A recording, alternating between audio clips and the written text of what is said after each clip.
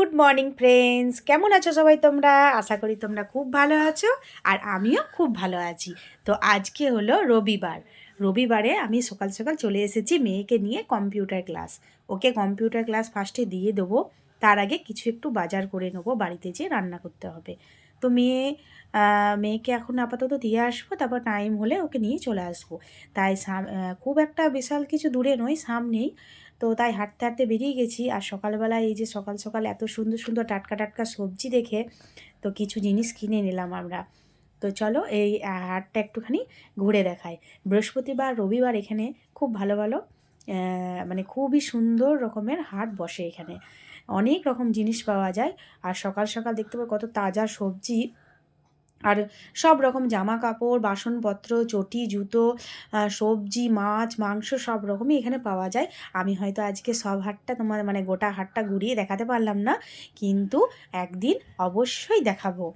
তো এই যে দেখতে পাচ্ছ এখানে আদা, রসুন, এদিকে পানি ফল, ওইদিকে ফল, এদিকে লঙ্কা, মানে এত কিছু বিক্রি হয়। হাটটা প্রচণ্ড ভিড়ও হয়।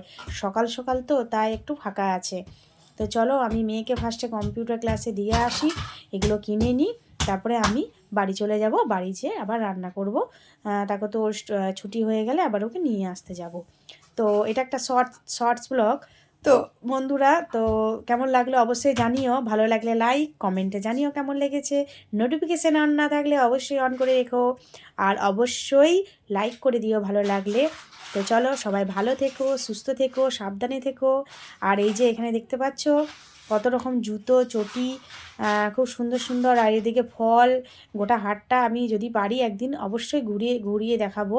তো কত সুন্দর সুন্দর জিনিসপত্র বিক্রি করে, গামছাও বিক্রি করে, এখানে চটির ফিতেও লাগানো হচ্ছে, বেশ একটা ভালোই রকমের। তবে রোজ বসে না, বৃহস্পতিবার আর রবিবার।